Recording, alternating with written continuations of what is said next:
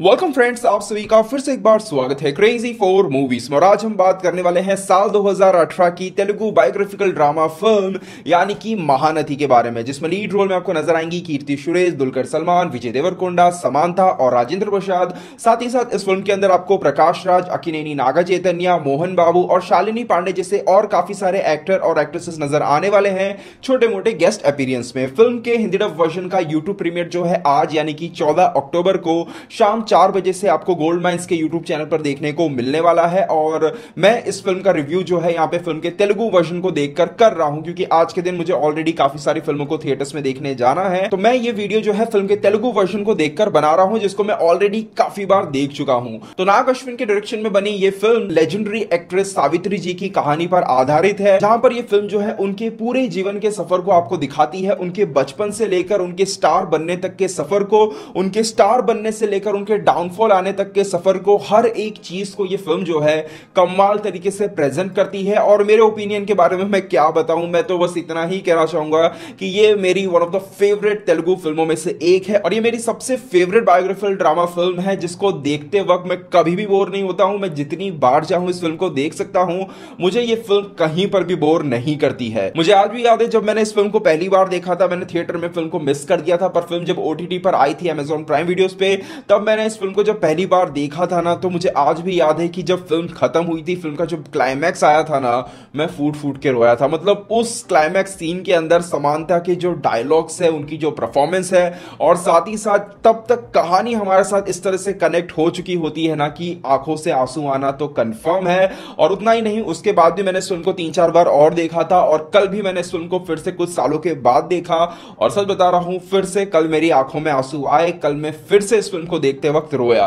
तो कहना चाहूंगा कि इस फिल्म ने मुझे कहीं पर भी डिसअपॉइंट नहीं किया है, और इसी से आप समझ सकते हो कि मुझे ये फिल्म कितनी पसंद है। तो सबसे पहले बात करें फिल्म के पॉजिटिव पॉइंट्स की। मेरे हिसाब से मेरे मुंह से इसकी फिल्म के बारे में से पॉजिटिव्स ही निकलेंगे। इस फिल्म का जो सबसे बड़ा प्लस पॉइंट है वो यही है कि ये जो फिल्म हमें शुरू से लेकर अंत तक अपने साथ इमोशनली जोड़े रखती है। मतलब इमोशंस जो है इस फिल्म के अंदर भर भर के हैं, या फिर कहें कि जितने भी टाइप्स के इमोशंस होते हैं वो सभी इमोशंस आपको इस फिल्म के अंदर देखने को मिलेंगे। मतलब एक स्टार के जीवन के, या फिर कह लो कि एक साधारण व्यक्ति के जीवन में भी जो इमोशंस होते हैं, उन सभी इमोशंस को यहां पे इस फिल्म के अंदर दिखाने की कोशिश की है। और कहना चाहूंगा कि जिस तरीके से दिखाया गया है वो भी बहुत ही कमाल का है। इसके अलावा यहां पे सावित्री जी की जो एक्टिंग की स्किल्स थी, उसे भी फिल्म के अंदर इस तरह से प्रेजेंट किया गया है ना कि वो भी सही में कमाल का है। चाहे बात करें यहां पे उस सीन की, जब फिल्म की शुरुआत में आपको देखने को मिलता है कि वो जो एक सीन आता है जहां पर उन्हें सिर्फ आंखों से 2 बूंद आंसू टपकाने होते हैं, वो वाला सीन। इसके अलावा देवदास और पार्वती की कहानी के साथ उनका जो एक इमोशनल अटैचमेंट होता है, वो वाला सीन। और साथ ही साथ माया बाजार फिल्म के अंदर जिस तरह से वो एक परफेक्शन के साथ काम करते हुए, अपने काम के अंदर एक परफेक्शन को दिखाते हुए जिस तरह से काम करती है, वो सभी सीन्स फिल्म में इतनी कमाल तरीके से प्रेजेंट किए गए हैं कि कुछ सीन्स तो ऐसे हैं, स्पेशली जो पहला सीन जहां पर वो 2 बूंद आंसू वाला सीन है, वो तो लिटरली आपको गूज बम्स दे देगा। मतलब कमाल का है। मेरे हिसाब से शायद थिएटर में तो लोगों ने सीटियां ही बजाई होगी।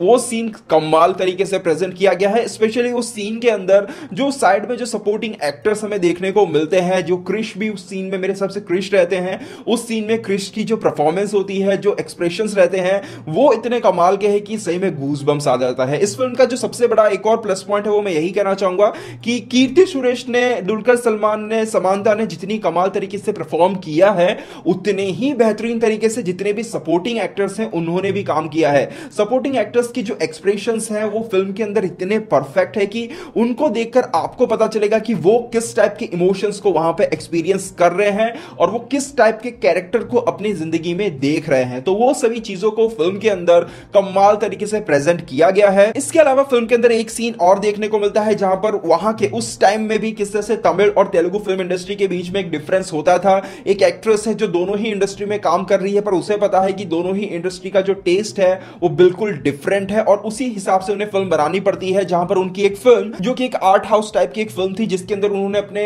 जीवन की सबसे बेहतरीन परफॉर्मेंस दी थी, वो फिल्म तेलुगु ऑडियंस को वहां पे पसंद नहीं आती है। और उन्हें पता होता है कि इस टाइप की जो फिल्में हैं तमिल ऑडियंस को बहुत पसंद आएगी, तो उन्होंने उस फिल्म का रीमेक बनाने का भी डिसीजन वो ले लेती है। तो उस टाइम में भी दिखाया जाता है कि ऑडियंस का जो टेस्ट था फिल्मों को लेकर, वो भी दोनों इंडस्ट्री के बीच में कितना डिफरेंट था। इसके अलावा फिल्म के अंदर सावित्री जी की जो फिल्मी सफर है उसको जितनी अच्छी तरीके से दिखाया है, उतनी ही बेहतरीन और उतनी ही बैलेंस्ड वे में यहां पर उनके पर्सनल लाइफ को भी दिखाया है। फिल्म में उनका कैरेक्टर जिस तरह से एक पिता के प्यार को लेकर तरसता है, जिस तरह से उनका और दुलकर सलमान के बीच के जो एक इमोशंस होते हैं, एट द सेम टाइम जो हमें उस कैरेक्टर के अंदर जो एक दरिया दिली देखने को मिलती है, जिस तरह से वो लोगों की मदद करती है, उन सभी चीजों को देखकर आपको भी लगेगा कि हाँ, बायोपिक हो तो इस टाइप की हो। मतलब अगर एक लेडी सुपरस्टार के ऊपर अगर आप एक बायोपिक बना रहे हो तो वो किस टाइप से बननी चाहिए, उसे इस फिल्म में बहुत ही बेहतरीन तरीके से दिखाया गया है। जब थलाइवी फिल्म का रिव्यू मैंने किया था तब काफी लोगों ने मुझे बुरा भला कहा था, उस पर कोई प्रॉब्लम नहीं है, पर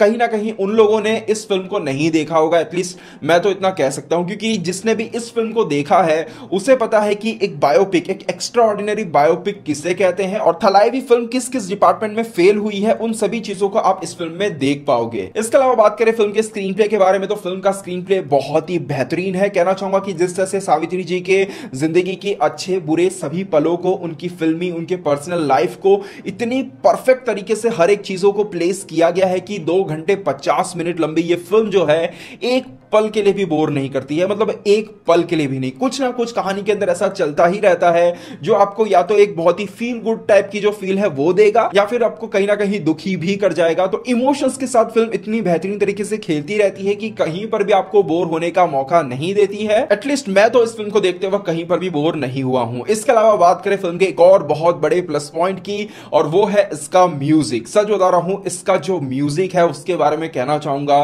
सबसे पहले तो बैकग्राउंड म्यूजिक के बारे में, एक्स्ट्रा ऑर्डिनरी बैकग्राउंड म्यूजिक दिया है। सच बता रहा हूं, कमाल का म्यूजिक, उससे भी कमाल का बैकग्राउंड म्यूजिक, और जो महानती टाइटल ट्रैक यहां पे अनुराग कुलकर्णी ने गाया है, कमाल का। मतलब मैं तो कहूंगा कि अनुराग कुलकर्णी मतलब कह सकते हैं कि बहुत ही एक अंडररेटेड सिंगर है। मतलब जिस टाइप के वैरायटी ऑफ सॉन्ग्स उन्होंने गाए हुए हैं ना, वैसा आज के टाइम में तेलुगु फिल्म इंडस्ट्री में कोई शायद ही गा रहा होगा। सच बता रहा हूं, one of the best singer है, और मैं कहूंगा कि महानती टाइटल ट्रैक तो आज भी मेरा one of the favourite songs में से एक है। और इसके साथ ही साथ जो सॉन्ग्स हमें देखने को मिलते हैं, उनकी जो पिक्चराइजेशन है वो इतनी खूबसूरत है कि पूछो ही मत। मतलब हर एक चीज इतनी परफेक्ट है ना इस फिल्म की, मतलब मैं तारीफ करते थक भी नहीं सकता हूं। इसके अलावा बात करें यहाँ पे परफॉर्मेंसेस की, तो कीर्ति सुरेश के बारे में कहने की तो जरूरत है नहीं, क्योंकि इस फिल्म के लिए उन्हें नेशनल अवार्ड मिल चुका है।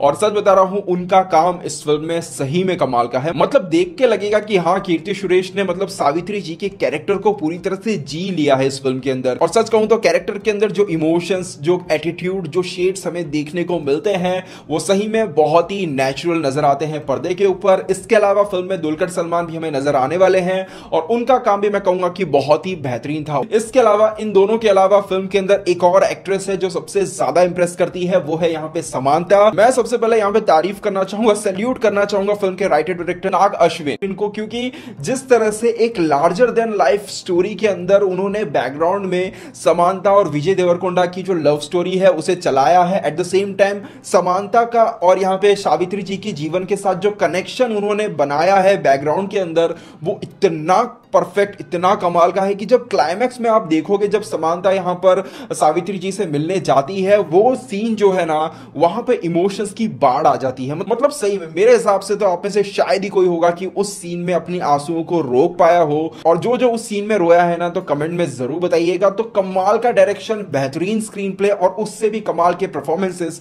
आपको इस फिल्म में देखने को मिलते हैं। तो फिल्म के बारे में इतना कुछ सुनने के बाद मुझे नहीं लगता है कि आप अभी भी रुके होंगे मेरा फाइनल ओपिनियन सुनने के लिए। तो हाँ, ये फिल्म जो है मेरे लिए एक बहुत ही परफेक्ट और एक ब्रिलियंट, एक्स्ट्रा ऑर्डिनरी यहां पर बायोग्राफिकल ड्रामा फिल्म है, जिसे मेरे हिसाब से आप में से किसी को भी मिस नहीं करना चाहिए। बाकी मैंने फिल्म के तेलुगु वर्जन को देखा है, देखते हैं हिंदी डब्ड वर्जन जो आज आने वाला है वो कैसा निकलता है। अगर मुझे मौका मिलता है या फिर कहूं कि टाइम निकाल पाता हूं मैं उस वर्जन को देखने के लिए, तो मैं उस पर जरूर बात करूंगा कि हिंदी डबिंग वगैरह कैसी हुई है, क्या चेंजेस हुए हैं डायलॉग्स के अंदर। मुझे तो ज्यादा नहीं लगता है कि ज्यादा कुछ डायलॉग्स में चेंजेस नहीं हुए होंगे, क्योंकि ओरिजिनल प्रोड्यूसर्स ने वहां पे डब करवाया था। फिर भी नजरें जरूर रहेगी कि फिल्म की डबिंग कैसी होती है। मौका मिला तो उस पर भी मैं जरूर बात करूंगा। दोस्तों, ये था मेरा ओपिनियन इस फिल्म को लेकर। अगर आपने ये फिल्म देख ली है, मेरे हिसाब से आप में से काफी लोगों ने देख ही ली होगी, तो आपको ये फिल्म कैसी लगी है मुझे कमेंट सेक्शन में जरूर बताइएगा। थोड़ा सा लंबा रिव्यू शायद हो गया होगा। तो मिलते हैं हमारे अगले वीडियो में, तब तक के लिए बाय बाय, टेक केयर।